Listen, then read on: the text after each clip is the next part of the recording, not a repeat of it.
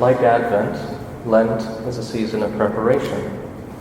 These 40 days we enter into the desert with our Lord, just like we heard Jesus did in the Gospel.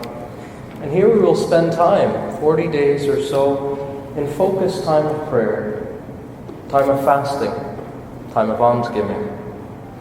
We make sacrifices during this time that will hopefully change us, hopefully make us better people, hopefully draw us closer to our Lord, maybe even improve where our soul goes at the end of our life.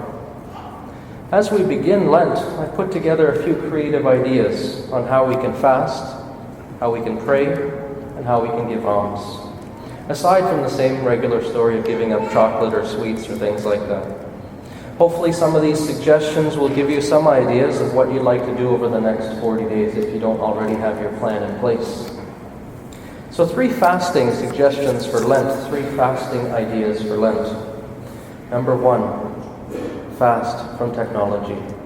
Oh, it hurts, doesn't it? But it's true, fast from technology. Think of all the time that you spend on a device or looking at a screen.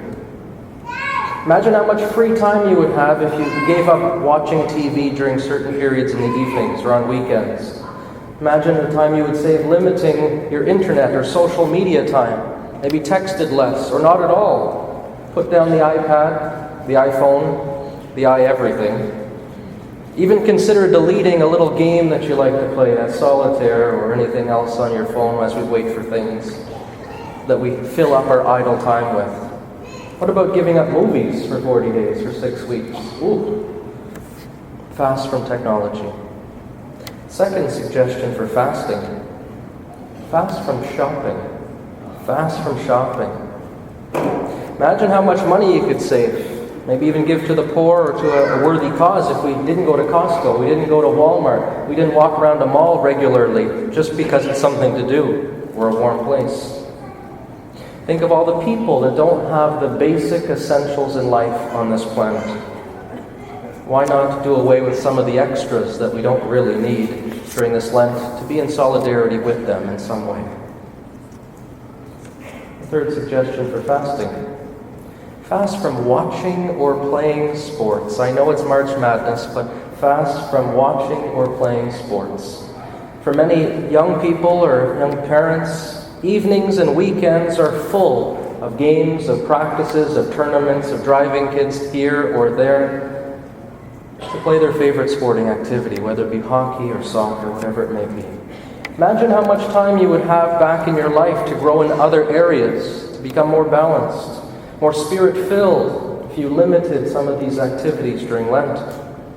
Imagine this, a family dinner on a weeknight, where there isn't a rush. There's actually time to say grace. People are sitting together. You could talk about your day, what's going on. Imagine all the quality family time you would create. Fast from watching or playing sports. That includes Sunday football. 5 prayer suggestions to consider during Lent. 1, pray for a different person each day in Lent. Pray for a different person each day in Lent. Maybe someone you know, maybe someone you want to know better. Maybe it's someone that needs prayers. Someone close to you. Maybe it's someone you've never met before. It could be a prayer of gratitude, or a prayer for their soul to come to know God in a deeper way. Pray for 40 different people this Lent. Another prayer suggestion, attend the Stations of the Cross on Friday evenings. As we prepare to enter into Easter, this whole time of Lent is to prepare ourselves for the Paschal Mystery, for the Triduum, for Easter. Why not spend 30 minutes each Friday in Lent praying the Way of the Cross? Starts at 7 o'clock every Friday. Number 3, attend Mass on a weekday, not just on Sundays. The Mass is the highest form of prayer, since it represents the whole family of God, entering into Jesus' death and resurrection, culminating in receiving Jesus himself into our bodies. Why not try and celebrate this mystery with the community of faith more than just once a week? During Lent, our parish offers Mass twice a day to help make that more accessible, once in the morning, once in the evening. Why not commit to coming one day a week other than on the Sunday or Saturday night? Make it a gift to yourself and to everyone else around you. Another prayer suggestion: read one chapter of the New Testament every day. Just one chapter of the New Testament each day. And sit with it. Soak it in. Get to know that event, that experience, Jesus' teaching, His words, the miracle, whatever it is, just sit with it. One chapter in the New Testament each day. Lent's a time to draw closer, to walk with Jesus in the desert. Why not spend a few minutes each day reading the life of Christ these next 40 days? Fifth prayer suggestion: read the life of a saint. Read the life of a saint. Holiness may seem impossible some days when we honestly look at ourselves, our sinfulness, maybe bad choices, bad patterns. But reading the life of a saint will inspire. It will help us to realize that if they can do it, so can we. Two of my favorites during Lent that I suggest is St. Augustine or St. Thérèse of Lisieux. Almsgiving. 5 almsgiving suggestions for Lent. At the heart of almsgiving is what? Giving. This Lent I suggest giving from the heart, not necessarily just from your wallet. Giving from the heart. First suggestion for almsgiving: give more time to your family. Give more time to your family. If you fast from some of those suggestions that I mentioned, whether it be technology, shopping, entertainment, things like that, I guarantee you will have a lot more time to spend with your children, with your spouse, with those closest to you. Life is short. Love deeply. Make time this Lent for the ones that you care about most. Second suggestion for almsgiving: give a compliment to a different person each day. Give a compliment to a different person each day. Sometimes a kind word can make all the difference in someone's life. Just like a harsh word can cut deeply and hurt deeply and last a long time, so too can a genuine compliment lift someone up from a terrible day, a stressful week, or a bad situation they're struggling with. Give a compliment to someone different each day during Lent.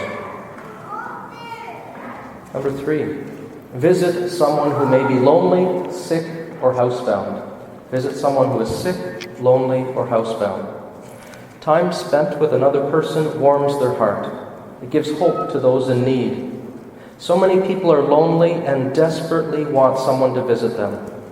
I can't tell you how many people I visit in retirement homes or long-term assisted care facilities or hospitals, and they wish someone would visit them. Why not reconnect with someone this Lent? Maybe someone you know, it may not be someone you know. Who knows? Your phone call, your visit, it may just give someone else something to look forward to that day. Number 4, give of your time by getting more involved in the parish. Give of your time. Volunteer your time with something in the parish. Volunteer to help at the next parish event, maybe. Or join the choir. Help with the parish breakfast. Greet people as they enter into our place of worship. Offer to read at Mass. Join our pastoral care team that actually goes around to retirement homes and assisted care places and visits the sick, the elderly, and the housebound. There's so much you can do to help make our parish a warmer community and help support those in need. The 5th suggestion for almsgiving: make a new friend with someone at church. Make a new friend with someone at church. Good friends are hard to find. Good friends, very good friends, are hard to find.